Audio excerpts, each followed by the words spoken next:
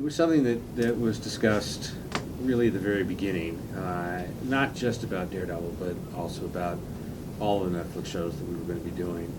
And it really wasn't a question of whether or not we were going to do it to do it. It was that Daredevil warrants that kind of storytelling. And, you know, as you know better than anybody, you know, Marvel starts with story and what is appropriate for that character, what is appropriate for the kind of story that we're going to tell on Netflix in 13 hours. That then, beginning in that place, when we first started talking to Drew and then ultimately with Steven, it was important that we all saw it the same way. And the nice part about it is I don't think, and Steven can speak to this as much as I can, there really wasn't any other decision to be made. It was what was appropriate for if we were going to tell a story about the rise of a hero and the rise of a criminal empire. We always set out, you know, I've said this before, to do a crime drama first and a superhero story second. Well put. When I came on, it was already set in that gritty, grounded world. And, you know, I threw a little bit more dirt on there. But also, we never wanted to take it all the way to R. We all agreed that Daredevil wasn't the property. It weren't going all the way to R rated. I think it's PG-15. I think it's technically. Yeah, I mean, you know, I mean, it's TVMA. You know, we've never hid that from the very beginning. We've talked about it, you know, always that this was going to be something that would be different from what we're doing. But we also look at it from a very practical place, which is, you know, I think that if I said to any of you, you know, 2 years ago, we're going to make a movie and two of the main characters are going to be a 3-foot gun-toting raccoon and a talking tree, that you might look at us and go, really, from Marvel? How's that going to work?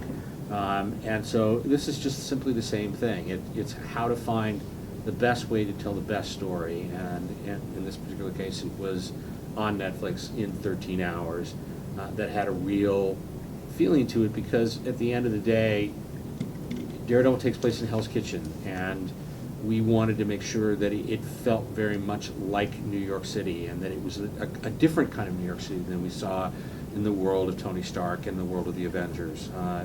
You know, just starting out from the very beginning, we always saw that the Avengers were here to save the universe, and that the street level heroes, as we like to call them, are here to save the neighborhood.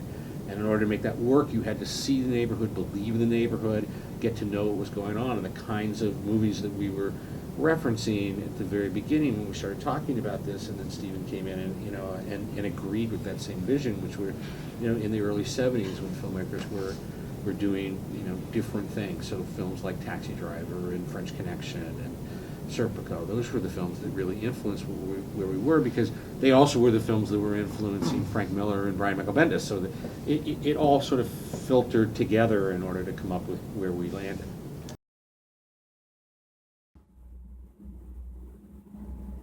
It goes to character. And why we didn't pick any specific storyline from any of the runs on Daredevil, we were spiritually influenced.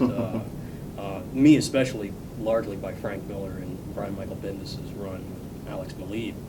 And with Alex Maleev's art, we were also very much influenced by, we look at that and we said, that's the look of the show. I mean, that really captures it. So, and again, for us, it all came down to character. With 13 hours, what we have is the luxury of time. If we were doing a movie, you'd see Wilson Fisk in the first 10 minutes, and we'd set him up. But because we have 13 hours to play with, you don't see him until the end of episode 3. And again, even if we were on a network, you would see a lot more Wilson Fisk in that first episode.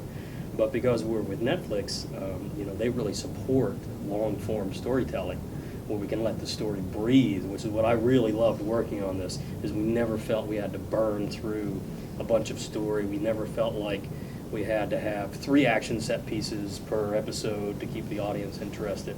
We just really allowed it to breathe and live the way it wanted to live.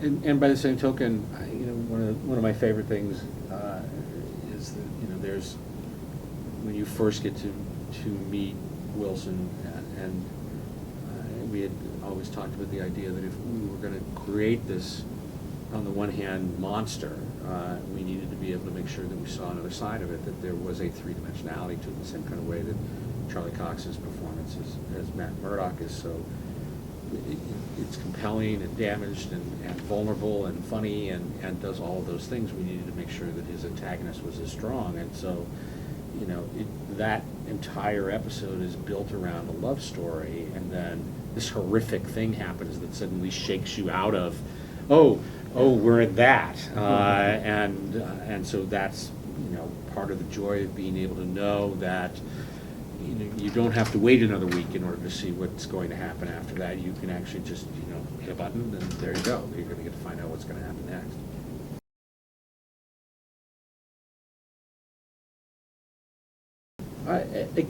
I don't know that it is so much about network versus Netflix as much as it is what story are you going to tell.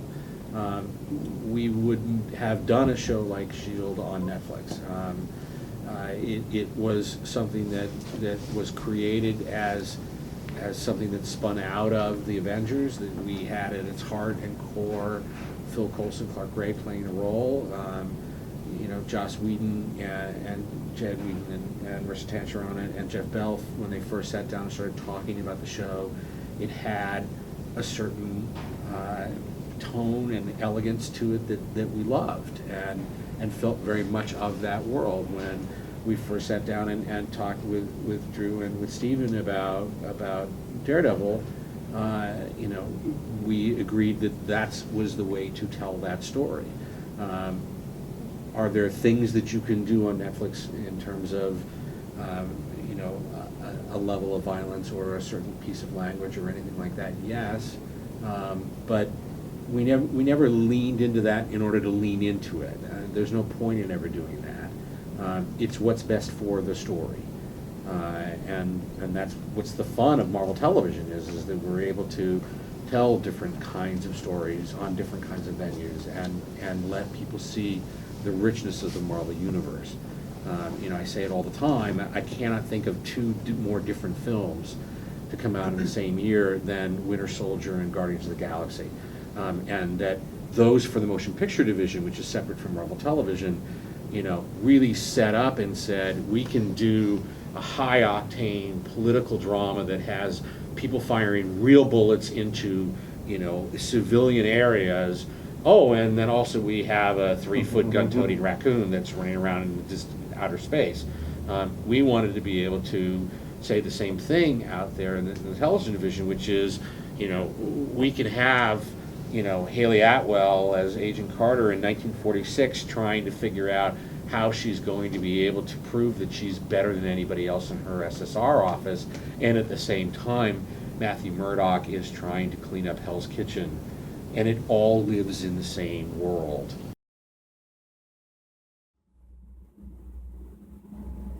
I don't want to get too specific yet. I mean, all we can say is that things that happen are things that are acknowledged, if that makes a sense to it, and we'll see as we go. I mean, we also don't know, you know, when certain things are going to actually land, and so you've got to be very careful as to how to tie your continuity together and where it goes.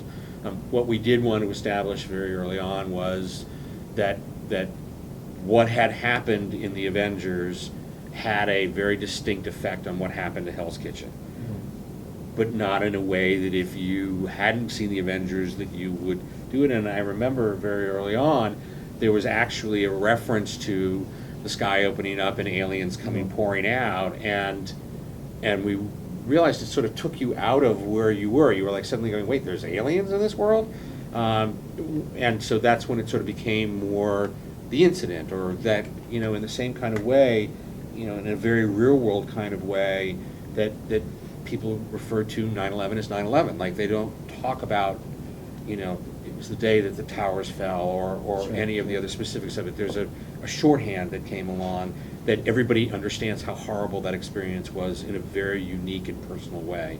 So we wanted to be able to do that in a way that could say, okay, this happens here in case you're playing the home game, but at the same time, it's not terribly important that you know, because obviously people were going to ask us right away, do I have to see you know, the Avengers in order to understand what goes on in Daredevil. You know, our hope is that you see it all, because we're Marvel, but at the same time, you should be able to enjoy each of these stories separately and individually. That's something that really drew me to this project is not only that it is part of the Marvel Universe, but it's its own little dark corner of the Marvel Universe, but also the fact, just reading the first 2 episodes that Drew Goddard had written, is that I was immediately struck by the fact you could be a hardcore comic book fan and be drawn into the show, or you could know nothing about Daredevil whatsoever, and it does not matter. You could have not seen any of the Marvel properties, the comics, the movies. I don't know how it's possible in this day and age, but you could come to it completely fresh, and it's all right there.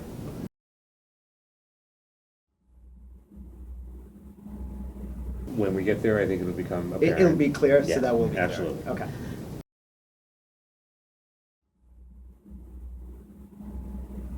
That's really up to Netflix at the end of the day, but I think that the short answer is that we all had a really good time, and we have an extraordinary cast, exceptional writers, and the production team and directors that are remarkable. And so it would be our hope to be able to tell more stories, but you guys know me well enough to know that I have the same questions about every one of the shows that we do. It's very different than the movie business, where depending upon how the movie does at the box office determines whether or not there's going to be another movie that comes after that. But that's really Marvel's decision to make.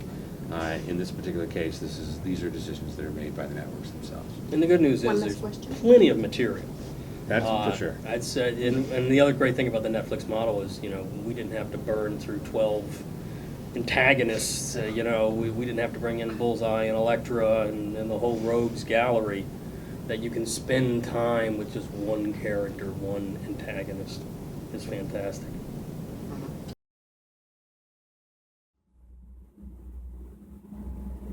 What's great, I mean, as Stephen just pointed out, is that this tier of characters of the street level heroes, which includes the Punisher, it's a very rich group of characters.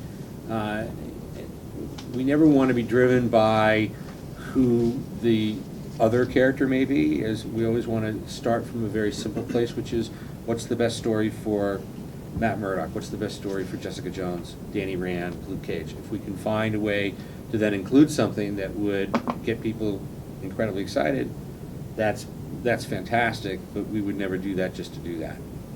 Unless it's Stiltman. Me and Dan Buckley are obsessed with getting Stiltman in there somehow. I'm not quite sure how that'll work, but we'll figure it out.